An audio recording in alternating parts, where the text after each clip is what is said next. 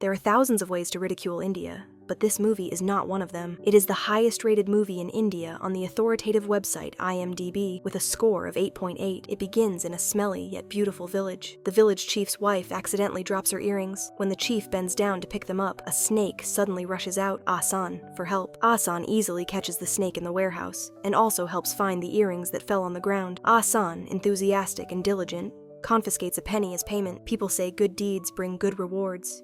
But this incident brings a nightmare to Asan. The next day, the village chief's house is robbed and all the jewelry is stolen. A group of police immediately arrives at Asan's house to arrest him. At that moment, Asan is moving bricks in the field, but the police mistakenly think he is trying to flee because of his fear of being accused. Taking his salary, Asan buys a gift for his daughter. When the police arrive, they beat Asan first. Asan is taken to the police station with a confused expression. To force them to confess to the theft, the police hang and torture them, even smearing chili pepper on their wounds. The next day, when Singani visits Asan, he is already covered in bruises. When the elder hears this, he beats Asan severely and goes to the police station to inquire, but is turned away. Pregnant and desperate, Singani searches everywhere for her husband, but finds nothing. With the help of a reputable team leader, they pressure the police, claiming that Asan and others escaped at night when no one was around. The police also find eyewitnesses who say they saw Asan and Laubiao fleeing the town. Singani feels something is wrong. It is understandable that no lawyer wants to help. In India, low-caste people are scapegoats. Many unsolved cases blame them, and lawyers avoid offending the police by defending low-caste individuals. At this time,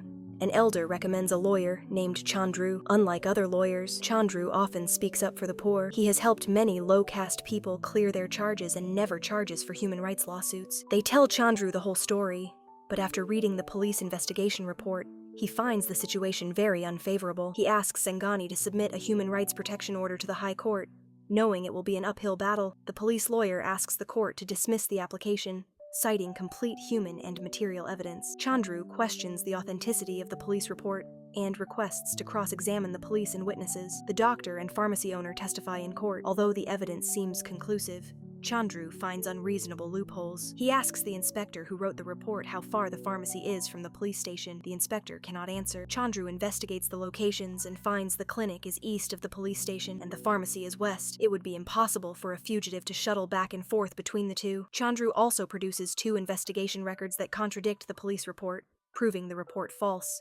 The inspector admits the fraud, and several witnesses confess they perjured themselves at the police's request. The police lies are exposed in court, and the case is assigned to a more senior officer. Meanwhile, the police try to pressure Singani to withdraw the case by snatching her daughter in broad daylight. Singani tries to chase, but is blocked by a bus. At the police station, the 3 officers in charge are monitored, hoping to bribe Singani to drop the case. If the case is withdrawn, Asan's whereabouts will remain unknown. Then he receives a call from his superiors, ordering Asan's immediate release and transport back by police car. It turns out Singani told Chandru about the kidnapping, and Chandru pressured the police through the court to release Asan. Singani refuses to ride in the police car. The police invite an important witness, the boss of the maze where Asan worked. The boss received a call from Asan saying they escaped police pursuit and left the city, asking the family not to worry. The boss, who worked with Asan for 10 years, says he would never mistake his voice. Even more shocking, the boss had already told Singani the news. Chandru is blindsided by this important information, but Singani did not tell him. The originally favorable situation suddenly reverses.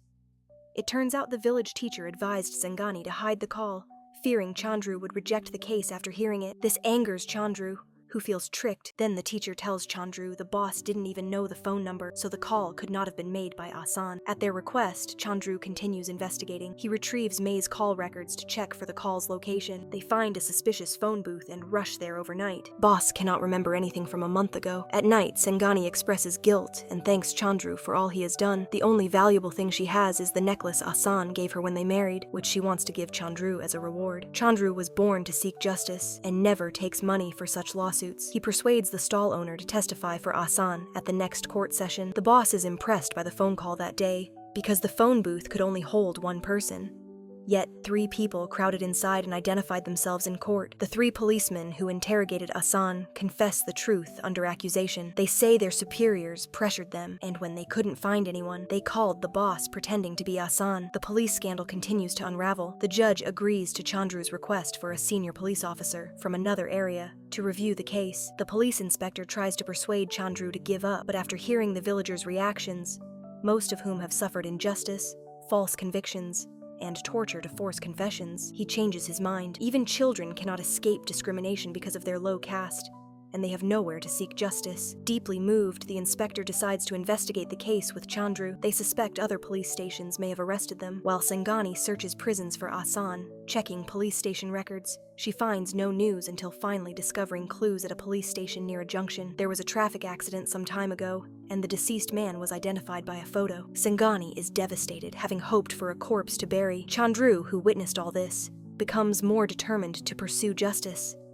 The 3 policemen finally admit to the sheriff that they tortured Ahsan to force a confession, but Ahsan never admitted guilt. To cover up the crime, they loaded Ahsan's body and transported it away, taking the 2 old watches with them. Faking the story that the 3 escaped prison, they bribed the doctor and pharmacy owner to give false testimony. The sheriff insists Ahsan died in a car accident while escaping, and the others fled. He demands the investigation be dismissed. Chandru exposes the police lies again. The policeman claims Ahsan escaped prison at 9:50 p.m. and called superiors at 10 p.m., but Chandru finds only a 9:10 p.m. call record and no calls afterward. The police are lying again. The hearing is scheduled again in 10 days. Previously, the case was handled casually, but now Chandru is serious. The sheriff tries to reconcile privately with Chandru, but Chandru remains firm. "I didn't take any money for this case, sir. I want justice for that young Adabath woman. Today, I find Sangani. Tomorrow, I will find someone else. If there is no justice in the courtroom, I will take it to the streets. The law is my only weapon." One thing Chandru cannot understand is the phone call from Ahsan. The boss confirmed the voice was unmistakable. So why did the police claim Ahsan made the call? The only answer is that the police forced Ahsan to make the call at the old watch's side. Chandru targets the prison near the phone booth. The teacher finds the old watch there. At the trial, the police try to resist again, but have no chance. The old watch testifies that he was coerced to make the call in the phone booth. The medical examiner testifies that Ahsan died from a broken rib that pierced his heart, likely from being kicked. They also found chili powder in Ahsan's eyes, making it impossible for him to run far with such pain.